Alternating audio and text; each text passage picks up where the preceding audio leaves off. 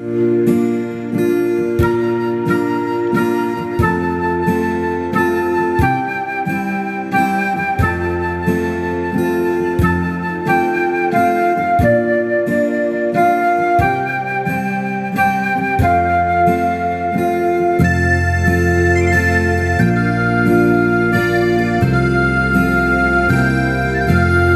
pagi Oma dan Opa yang dikasihi di dalam nama Tuhan Yesus Kristus. Shalom, Caoan. Puji Tuhan, hari ini kita masih boleh bersekutu lewat persekutuan Usia Indah GPMRI Kelapa Gading online. Kita mau memuji Tuhan, memuliakan dengan puji-pujian kita. Juga kita mau mendengarkan kebenaran firman Tuhan yang akan disampaikan oleh Pendeta Simon Stevili dan juga akan menaikkan doa-doa permohonan kita. Mari kita menyiapkan hati kita untuk memulai persekutuan kita pada hari ini dengan menyanyikan lagu Hal Terbesar Dalam Hidupku.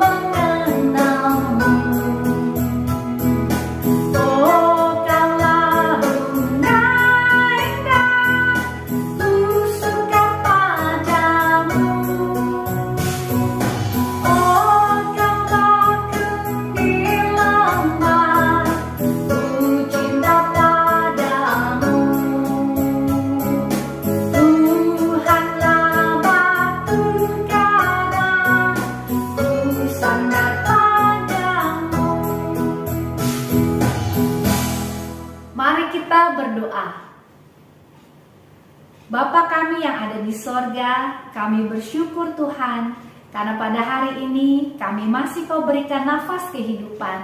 Kami boleh bersuka cita di dalam persekutuan usia indah ini. Tuhan, kiranya Engkau berkenan mengampuni segala dosa dan kesalahan kami, sehingga pujian kami, doa-doa permohonan kami boleh naik ke hadapan Tuhan, dan kami boleh memuji nama-Mu yang kudus. Kiranya Tuhan juga boleh mengutus Roh Kudus ke tengah persekutuan kami, sehingga kami masing-masing yang mengikuti ibadah ini dari rumah kami boleh merasakan kehadiran Tuhan, merasakan sukacita yang daripada Tuhan, penghiburan, kekuatan yang daripada Tuhan. Terima kasih Tuhan. Di dalam nama Tuhan Yesus Kristus kami sudah berdoa dan mengucapkan doa syukur kami. Amin. Oma dan Opa, mari kita terus memuji nama Tuhan. Kita bisa melihat kasih Tuhan lewat matahari yang kita lihat begitu terang, juga lewat senyum manis dari rekan-rekan persekutuan kita. Mari kita menyanyikan lagu ini dengan penuh sukacita.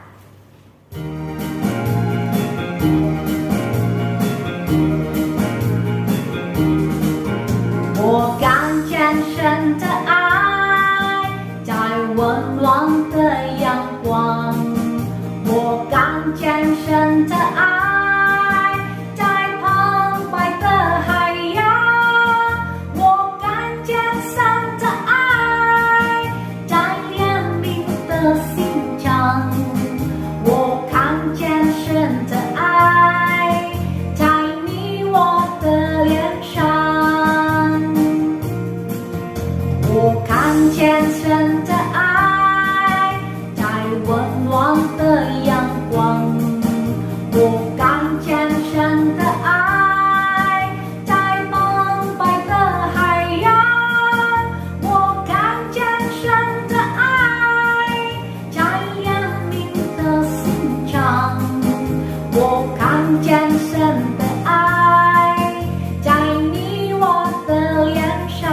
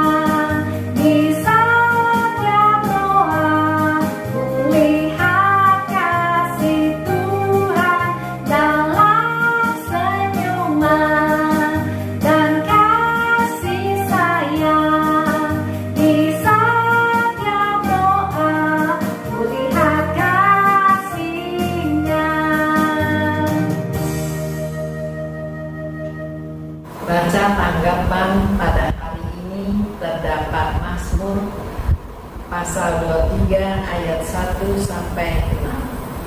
Mazmur Daud. Tuhan adalah gembalaku, takkan kekurangan aku, yang membaringkan aku di padang yang berumput hijau, yang membimbing aku ke air yang tenang, yang menyegarkan jiwaku. Ia menuntun aku di jalan yang benar oleh karena nama-Nya. Sekalipun aku berjalan dalam lembah kegelaman, aku tidak takut bahaya, sebab Engkau besertaku. Gadamu dan tongkatmu itulah yang menghibur aku. Engkau menyediakan hidangan bagiku di hadapan lawanku. Engkau mengurapi kepala dengan minyak, pialaku penuh melimpah. Kebajikan dan kemurahan belaka akan mengikuti aku seumur hidupku, dan aku akan diam dalam rumah Tuhan sepanjang masa. 中文的我们一起来念。耶和华是我的牧者，我必不致缺乏。他使我当我在青草地上，领我在可安歇的水边。他使我的灵魂苏醒，为自己的名引导我走义路。我虽然行过死荫的阻步，也不怕遭害，因为你与我同在。你的杖、你的竿都安慰我。在我敌人面前，你为我摆设筵席。你用油膏了我的头，使我的腹背满溢。我一生一世必有恩惠慈爱随着我。我皆要住在耶和华的殿中，直到永远。阿门。 Oma dan Opa, sebelum mendengarkan kebenaran firman Tuhan yang akan disampaikan oleh Pendeta Simon Stevili, kita akan menyiapkan hati kita dengan menyanyikan lagu Jalan Hidup Orang Benar yang selalu diterangi oleh cahaya firman Tuhan. Jika jatuh, kita tidak sampai tergeletak karena Tuhan yang akan menolong kita. Mari kita menyanyikan lagu ini.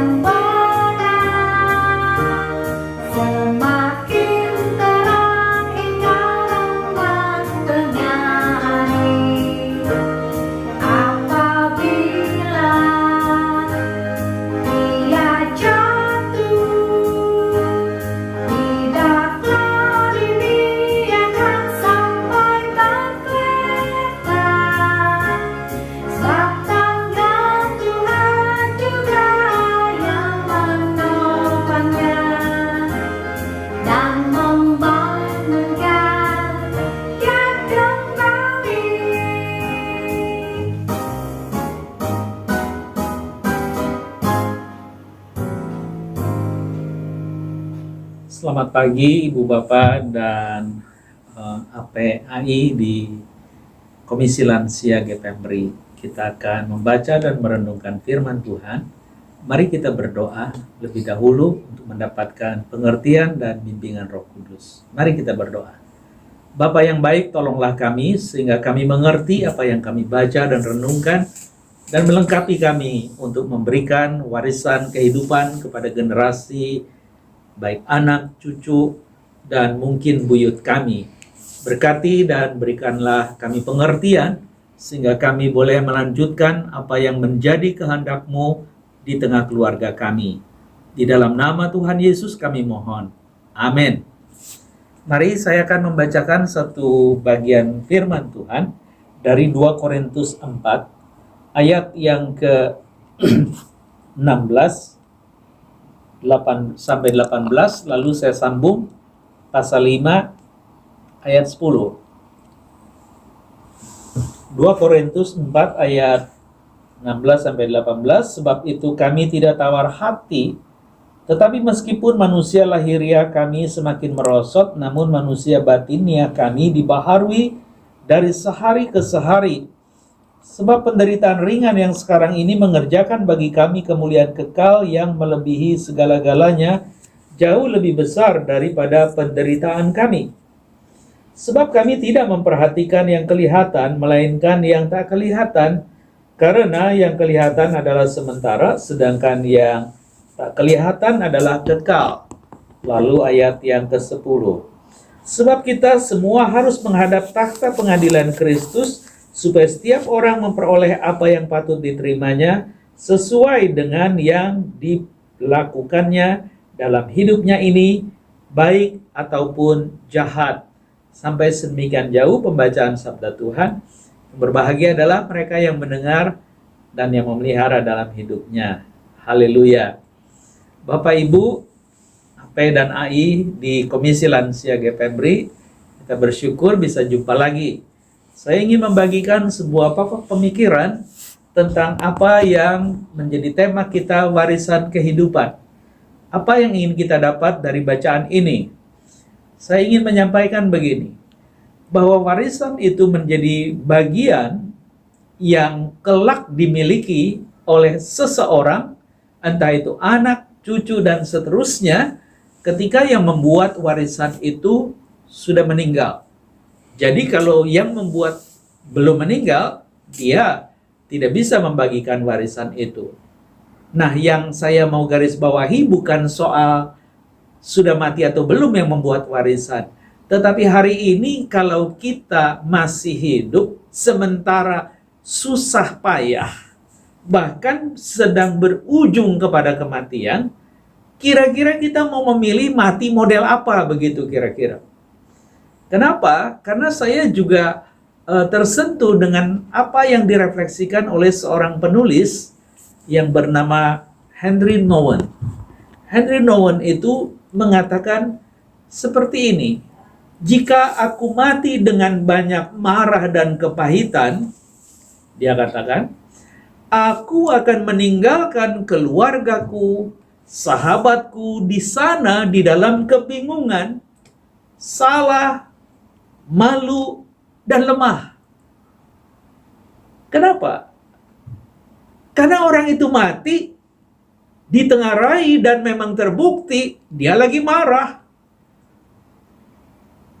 Dan dia mengalami kepahitan yang dia ceritakan. Mungkin karena meluap-luap sehingga jantungnya berhenti. Lalu ketika ada orang mendengar orang itu mati, maka keluarganya akan menjadi malu. Teman-temannya menjadi bingung. Kenapa? Oleh karena itu semua membuat hal yang tidak lazim, apalagi kalau yang mati itu hamba Tuhan. Serem, karena pengalamannya tidak bagus. Saya tidak ada niat untuk menceritakan siapapun, tetapi setiap pribadi kita yang mendengar hari ini, kalau kita harus memilih mati, memilih yang mana? Bukankah bacaan tadi sudah mengingatkan kita bahwa Paulus menggarisbawahi jangan tawar hati. Dia mengatakan di dalam bagian ayat pertama dari pasal ini, Dia mengatakan karena itu kami tidak tawar hati. Kemudian dia menggarisbawahi lagi di ayat yang ke-16, sebab itu kami tidak tawar hati. Oh gitu ya. Berarti memang ada kehidupan yang membuat kita tawar. Kenapa bisa begitu? Karena apa yang kita rindukan, harapkan tidak menjadi kenyataan. Singkatnya, kita adalah orang yang suka menuntut bukti. Padahal tadi sudah digarisbawahi di sana, kami tidak memperhatikan yang kelihatan, melainkan yang tidak kelihatan. Ayat 18. Karena yang kelihatan adalah sementara, sedangkan yang tak kelihatan adalah kekal. Dia melanjutkan di pasal yang kelima, khususnya ayat yang ke-7. Dia mengatakan, ya, ayat 6 saya bacakan dulu. Maka oleh karena itu hati kami senantiasa tabah, bukan tawar hati. Meskipun kami sadar bahwa selama kami mendiami tubuh ini, kami masih jauh dari Tuhan. Sebab hidup kami ini adalah hidup karena percaya, bukan karena melihat. Tetapi hati kami tabah dan terlebih suka kami beralih dari tubuh ini untuk menetap pada Tuhan. Berani banget orang ini ya, yang namanya Paulus. Iya, karena dia berpikir dia sudah mengerjakan semua yang Tuhan rancang untuk dia katakan. Dia tidak menjadi gentar, karena inilah saya, kalau boleh dia katakan. Itu sebab di dalam Korintus yang pertama dia mau mengatakan, aku tidak mau tahu yang lain kecuali Kristus yang tersalib. Itu yang akan kuberitakan. Kenapa? Karena di dalam pergumulan batinku dan aku harus mewariskan sesuatu, saya menjadi sadar, kata dia, semua yang menjadi kebanggaan, mungkin kemewahan, kekuasaan dan apapun, begitu aku mengenal Kristus yang tersalib, kata dia di dalam salah satu suratnya, aku menganggap itu semua kebanggaan adalah sampah, katanya. Kok ada orang seperti itu? Karena dia ingin mewariskan sesuatu. Itu sebab ketika Noah melanjutkan, jika aku mati di dalam banyak marah dan kepahitan, pasti aku meninggalkan apa yang namanya keraguan, kebingungan, bersalah, hal yang memalukan dan lemah kepada keluarga dan sahabatku. Kok bisa gitu? Karena orang mati tidak bisa mengubah apapun yang sudah terjadi. Itu sebab ketika Noah melanjutkan, dia mengatakan bahwa aku ingin, kalau aku mati, aku ingin memilih supaya orang-orang itu melihat aku yang bersyukur di dalam segala keadaan. Dia mengatakan bahwa untuk bisa mendapatkan bagian itu, aku memilihnya. Aku memilihnya. Karena itu menyatakan bahwa aku bebas secara spiritual. Tidak ada yang harus melarang saya untuk mati apa yang sudah saya yakini. Kenapa Paulus sampai begitu yakin? Karena dia mendapatkan jaminan. Aku akan menyertai kamu untuk pergi kepada pemimpin-pemimpin, cerdik cendekia, orang-orang penting di negeri di mana engkau datangi, supaya mereka tahu ada Tuhan yang baik untuk dipercaya. Jadi hari ini ketika warisan kehidupan yang harus kita sampaikan harus seperti apa? Maka kita tidak punya pilihan kecuali kita mengatakan, aku ingin memilih bersyukur di dalam banyak hal. Kenapa? Karena ada beberapa yang dikatakan, misalnya Shakespeare. Dia mengatakan sebagai seorang pujangga Inggris, dia mengatakan tidak ada warisan yang begitu kaya seperti kejujuran, kata dia. Jadi nggak ada warisan hidup yang lebih kaya dari kejujuran. Kenapa begitu? Saya ingin bandingkan dengan apa yang dipikirkan oleh seorang revivalist di Amerika yang bernama Billy Graham. Dia mengatakan bahwa warisan terbesar dari seseorang yang dia dapat berikan baik kepada anak maupun cucunya itu bukan duit, katanya. bukan juga hal-hal materi yang bertumpuk-tumpuk di dalam kehidupan.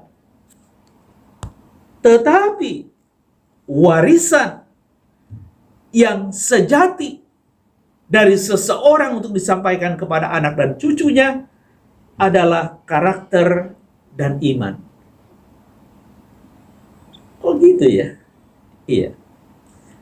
Karena kejujuran itu ternyata ibu bapak adalah inti daripada kehidupan kita. Misalnya saya kutip ya, tadi saya belum bacakan karena memang saya nggak mau bacain di awal. Saya kutip dari Pengkhotbah pasal yang ke-7 ayat yang ke-29. Dikatakan begini, Pengkhotbah 7 ayat 29. Lihatlah, hanya ini yang kudapati, bahwa Allah telah menjadikan manusia yang jujur, tapi mereka mencari banyak dalih. Pasal 8 ayat 1, siapakah seperti orang berhikmat? Dan siapakah yang mengetahui keterangan setiap perkara? Hikmat manusia menjadikan wajahnya bercahaya, dan berubahlah kekerasan wajahnya. Jadi kita mulai siuman. Ada benarnya ketika Billy Graham mengatakan bahwa warisan terbesar dalam hidup itu bukan soal harta atau hal-hal material yang bertumpuk-tumpuk, tapi ketika bisa meninggalkan atau mewariskan yang namanya karakter, yaitu kepribadian dan juga iman. Lalu kita mulai ngeh, kenapa begitu? Salah satu presiden Amerika, Thomas Jefferson, pernah mengatakan bahwa kejujuran itu adalah pasal pertama di dalam buku hikmat. Kalau saya kaitkan tadi di dalam Pengkhotbah 7 ayat yang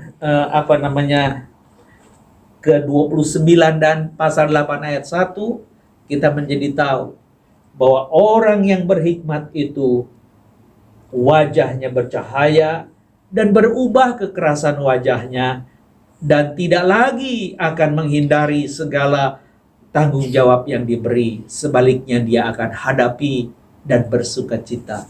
Kenapa? Karena Tuhan menciptakan kita jujur pada awalnya, tapi sering kita berdalih. Anda lihat saja TV One misalnya. Itu tempat orang yang suka berdalih. Seakan-akan orang hebat. Ujung-ujungnya supaya dapat duit, populer dan dikenal. Tidak usah disebutlah namanya karena memang tidak ada niat untuk menjelek-jelekan orang. Tapi saya terkesan di dalam pemikiran yang beberapa waktu lalu, mungkin ibu bapak ingat ada seorang yang bernama Bapak Yakub Sahetapi, Yakub Elvinus Sahetapi, seorang profesor dengan titel akademik doktor yang sudah menjadi dosen sejak saya lahir 1959. Dia tegas karena dia juga belajar teologi sehingga dapat gelar MA saja, Master of Arts, karena dia cinta kepada Tuhan. Dia mengatakan bahwa orang-orang ahli hukum di negeri ini ngomong dibolak-balik seperti orang hebat dan juga menjadi orang yang menguasai semua ilmu, padahal membodohi dan membohongi orang. Ibu bapak, saya mendapatkan tulisan dari seseorang juga yang mengatakan bahwa kejujuran itu sebenarnya lebih dari sekedar tidak berbohong. Karena jujur lawannya bohong. Tidak sekedar orang jujur itu tidak berbohong, tapi orang jujur itu dikatakan dia berkata-kata perihal kebenaran. Dia membicarakan kebenaran. Dia menghidupi kebenaran. Dia mengasihi kebenaran. Jadi ketika kita boleh hidup, memberikan warisan hidup nanti kepada anak cucu kita, harusnya bukan soal mereka tahu kita tidak berbohong. Itu bagus. Tapi lebih dari itu, kata James Faust, dia mengatakan bahwa orang jujur itu adalah mengatakan kebenaran, membicarakan kebenaran, menghidupi kebenaran, dan mencintai kebenaran. Apa kebenaran yang sejati yang harus kita pegang sebelum kita wariskan nilai-nilai itu? Bacaan tadi mengingatkan kita sekali lagi bahwa tubuh kita itu akan merosot. Jadi barangkali kalau memang sudah tidak ada kesempatan untuk memperpanjang, sebut saja kehidupan, nggak usah ngotot, nggak usah panggil pendeta doain supaya sembuh. Kalau memang harus mati, ya matilah. Mungkin ibu bapak merasa terganggu dengan khotbah ini. Jahat amat tuh pendeta Simon. Bukan. Saya pun mengalami terkena COVID pada bulan Juli pertengahan. Tahu yang namanya menjelang kematian. Tapi saya tidak pernah minta tuh buat sehat. Pada saat saya sesat, saya nyanyi. Saya bersyukur, gak usah ngeluh, doa, nyanyi. Terus begitu. Tidak ikuti proning yang dokter nakes ajarin. Tapi saya nyanyi, melatih diafragma. Kapan? Ketika saya sesak. Dan ternyata sesak itu hilang. Orang bilang ajaib. Mungkin. Tapi buat saya itu adalah tanggung jawab. Karena kita harus hidup mengatakan yang benar. Kita harus mencintai kebenaran. Kita harus membicarakan kebenaran. Itu yang namanya orang jujur. Ketika anak-anak kami kecil, kami mengajarkan mereka 3 hal yang mereka tidak boleh lupa. Yang pertama saya sebut disiplin, supaya mereka belajar. Yang kedua saya sebutkan dengan tanggung jawab, supaya mereka mengisi kehidupan itu untuk bisa menjawab karena mereka mampu menanggung. Banyak orang pintar jawab tapi nggak mau nanggung. Tapi banyak orang juga menanggung nggak bisa jawab. Tapi hidup yang baik dan indah itu mampu menjawab apa yang dia tanggung. Kenapa dia rela menanggung? Karena dia tahu ini adalah bagian daripada kejujuran yang harus dia pikulnya. Maka Paulus, kalau ini pun akhirnya tubuh ini semakin merosot, aku tidak akan gentar. Karena nanti akan ada tubuh yang lain yang diberikan untuk aku boleh berjumpa dengan Tuhan. Dan tadi dalam bacaan kita menjadi tahu bahwa kita bukan mau membuktikan yang kelihatan, tetapi yang tidak kelihatan. Karena semua penderitaan ini hanya sementara katanya. Tetapi yang tidak kelihatan itu kekal. Itu sebab dikatakan bahwa orang benar itu hidup karena percaya, bukan karena melihat. Jadi ibu bapak juga jangan terlalu gaduh dan galau dengan pandemi dan seterusnya. Itu adalah tantangan di depan untuk kita memilih hidup seperti Noon tadi di awal. Apakah aku mau mati di dalam banyak marah dan kepahitan yang akhirnya keluarga dan sahabatku bingung, malu, rasa bersalah dan seterusnya?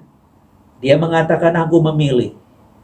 Aku ingin melanjutkan kehidupan di dalam sukacita dan damai, di dalam sebuah keyakinan bahwa Yesus memanggilku untuk membawa setiap orang di dalam kehidupannya mengalami perjumpaan dengan Tuhan.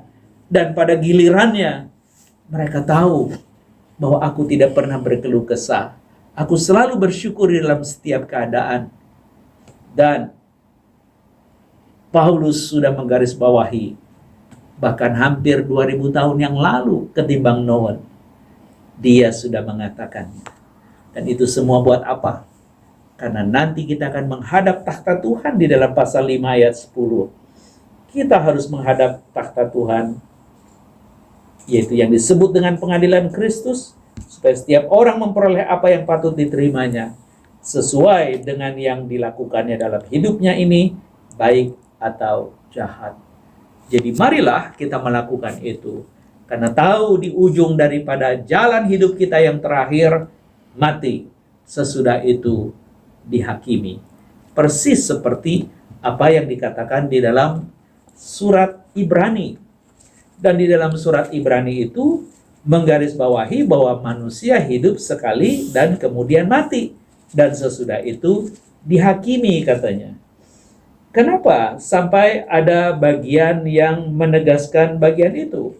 Karena memang dia mau mengingatkan Anda dan saya bahwa itulah ujung perjalanan manusia. Bahwa dia hidup sekali, kemudian mati, dan akhirnya dihakimi. Jadi kalau Anda dan saya hari ini boleh mengalami sesuatu yang dia sudah garis bawahi, jangan pernah berargumen, berbantah, karena itu ketidakjujuran. Dikatakan begini, dan sama seperti manusia ditetapkan untuk mati hanya satu kali saja dan sesudah dihakimi, demikian pula Kristus hanya satu kali saja mengorbankan dirinya untuk menanggung dosa banyak orang. Sesudah itu ia akan menyatakan dirinya sekali lagi tanpa menanggung dosa untuk menganugerahkan keselamatan kepada mereka yang menantikan dia. Doa saya dan harapan saya, Ibu Bapak, Ape dan Ai, adalah orang-orang yang memberikan kepada kita kesempatan untuk hidup bersyukur. Dan di dalam rasa syukur itu, kita boleh menjadi orang jujur. Jadi ketika di masa anak-anak masih kecil, saya mengajarkan tentang disiplin, tanggung jawab, dan kejujuran. Saya mengatakan kepada anak-anak, kalau engkau harus memilih salah satu dari ketiga itu, saya berharap mungkin disiplin kau tidak ada lagi karena engkau merasa sudah tidak lagi sekolah. Tanggung jawab karena mungkin kau sudah menjadi pimpinan dan kau sudah mendelegasikan semua tugas dan peran. Tapi satu yang tidak boleh kamu hilangkan atau gantikan, kejujuran. Saya yakin anak-anak saya masih ingat itu. Dan saya mengatakan itu hampir 30 tahun yang lalu. Anak-anak masih kecil-kecil, masih balita. Tapi mereka tahu itu. Maka biarlah engkau juga adalah orang-orang yang jujur. Memiliki warisan kehidupan yang kelak disampaikan kepada generasi berikutnya. Entah anak, cucu, buyut, ibu bapak. Kita mulai dari diri kita. Oh, kita mau, ini aku Tuhan. Bahwa aku tidak memberikan kekayaan, uang, apapun materi yang banyak. Tapi aku ingin memberikan karakter seperti Kristus. Dan hidup di dalam iman. Bukan di dalam bukti, tapi di dalam pengharapan. Itulah yang kelak akan menguatkan kita. Mari kita berdoa. Tuhan yang baik, kiranya Engkau berkenan menyertai dan menolong, sehingga apa yang kami pikirkan bersama boleh menjadi berkat bagi saudara-saudara kami, Bapak Ibu, APAI yang ada di GPMBRI Kelapa Gading. Terima kasih Tuhan, Engkau boleh menolong, menyentuh batin kami, sehingga kami kalau boleh memilih kami mati, maka kami pilih bukan di dalam amarah dan kepahitan, tetapi di dalam rasa syukur bahwa Engkau menyertai kami. Sesudah Engkau menyelamatkan. Karena sering di dalam kegentaran sehingga kami menjual diri kami dengan berbohong. Karena kami takut. Kami khawatir. Kami curiga. Bahwa apa yang sudah kami buat tidak akan dihargai. Maka sering kami berbantah-bantah. Dan itulah yang Kau ingatkan di dalam khotbah. Sehingga kami tidak lagi mau melakukan itu. Karena Engkau memberikan kami menjadi orang yang penuh hikmat, yang wajahnya bercahaya. Dan kami tahu bahwa orang berhikmat itu dimulai dari pasal pertama buku kehidupan, yaitu kejujuran. Dan kami ingin kejujuran itu selalu hadir. Karena kejujuran bukan soal tidak berbohong. Itu sudah baik, tetapi dilanjutkan dengan mengatakan yang benar, membicarakan yang benar, menghidupi yang benar, dan mencintai yang benar. Ya Tuhan, Engkaulah kebenaran yang memerdekakan. Biarlah Engkau berkarya dalam hidup kami, sehingga kami boleh memuliakan Engkau selama kami hidup. Sehingga orang-orang yang pernah hidup bersama kami tidak kecewa, tidak malu, tidak lagi juga merasa lemah karena perbuatan yang tidak sesuai. Firman-Mu mengingatkan kami bahwa orang benar hidup oleh karena percaya, bukan karena melihat. Dan kami tahu ujung jalan kami adalah penghakiman dari apa yang kami tabur. yang kelak kami tuai. Apa yang kami perbuat, yang kelak kami akan tanggung.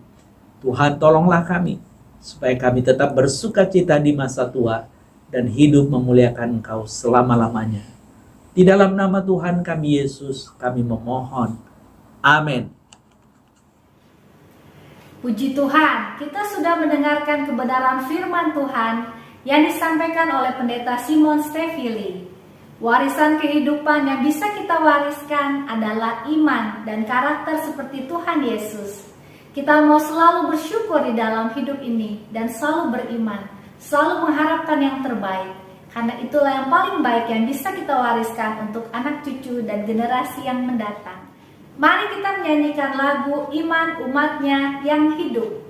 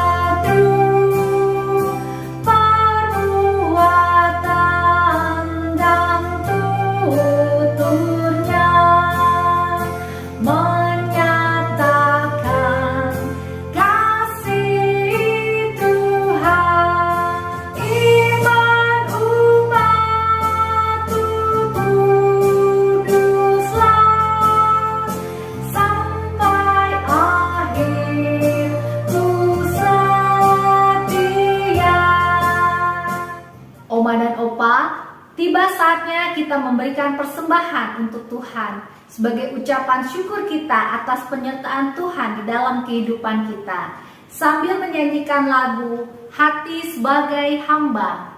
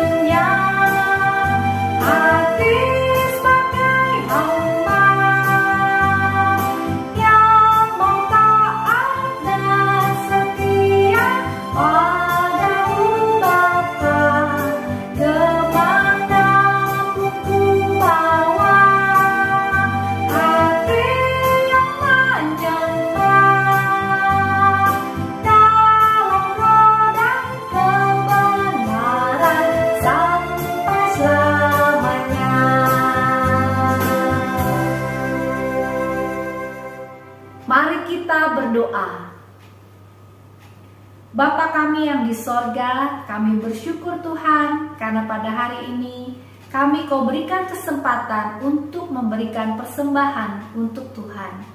Berkatilah Tuhan persembahan kami ini, sehingga boleh menjadi berkat untuk sesama kami dan memuliakan nama Tuhan. Di dalam nama Tuhan Yesus Kristus, kami sudah berdoa dan mengucapkan doa syukur kami. Amin. Doa syafaat. Mari bersatu di dalam doa.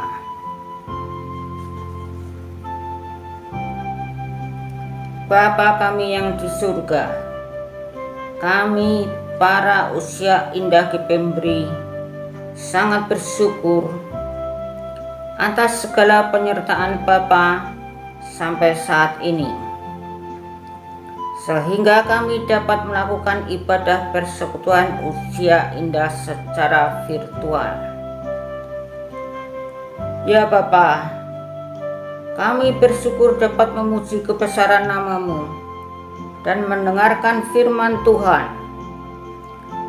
Biarlah kuasa Roh Kudus-Mu membuka hati kami, sehingga kami dapat menerima dan melaksanakan firman-Mu dalam kehidupan kami.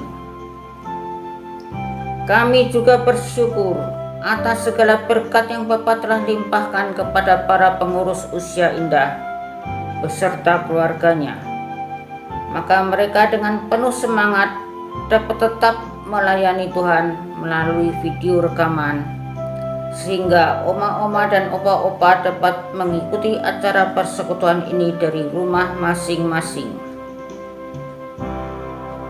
Terlebih lagi kami bersyukur pengurus telah menyediakan sarana Zoom meeting persekutuan usia indah mulai dari hari Jumat tanggal 1 Oktober 2021, sehingga oma dan opa dapat beramah tamah, bersaksi, atau bahkan berdoa syafaat dalam Zoom meeting tersebut. Semoga saja tidak ada gangguan teknis selama acara berlangsung dan kedepannya dapat berlanjut di setiap hari Jumat sampai persekutuan tatap muka diizinkan. Kami juga berdoa untuk negara dan bangsa Indonesia. Terima kasih untuk kasih karunia Tuhan bagi Indonesia, bahwa saat ini kasus penularan infeksi COVID-19 semakin menurun. Kami berdoa agar masyarakat, pemerintah dan aparat keamanan tetap waspada dan tetap disiplin melaksanakan protokol kesehatan. Juga pelaksanaan vaksinasi tetap dipercepat, bahkan sampai pelayanan dari pintu ke pintu. Amin.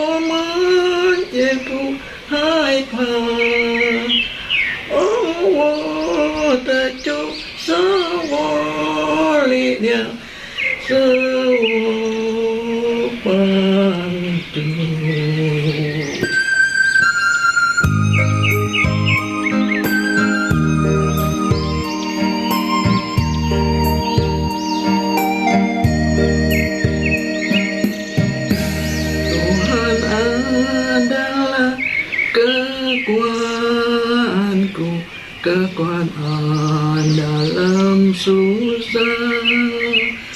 Tuhan adalah penolongku, penolong di setiap saat. Tuhan adalah pelindungku, pelindungan yang teguh.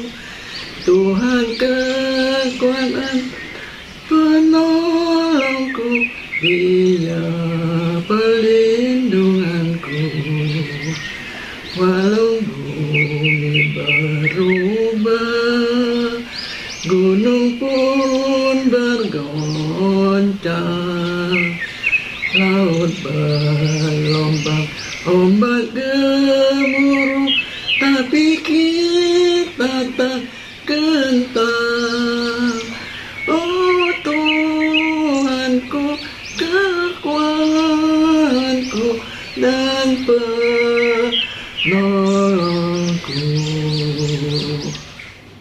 Oma dan Opa, tiba saatnya kita mengakhiri persekutuan kita pada hari ini dengan mengucapkan doa Bapa kami dan pujian lagu Bapa terima kasih. Bapa kami yang di sorga, dikuduskanlah namamu, datanglah kerajaanmu, jadilah kehendakmu, di bumi seperti di sorga. Berikanlah kami pada hari ini makanan kami yang secukupnya, dan ampunilah kami akan kesalahan kami, seperti kami juga mengampuni orang yang bersalah kepada kami. Dan janganlah membawa kami ke dalam pencobaan, tetapi lepaskanlah kami daripada yang jahat. Karena Engkaulah yang mempunyai kerajaan dan kuasa dan kemuliaan sampai selama-lamanya. Amin.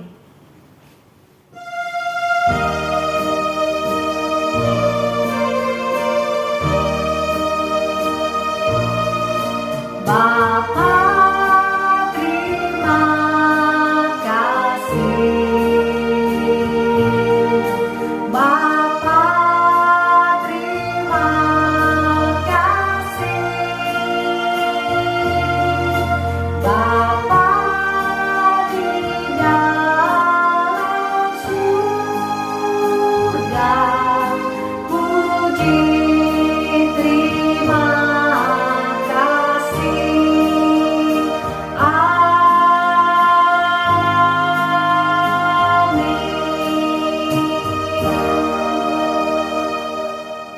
Oma dan Opa, persekutuan kita pada hari ini telah selesai.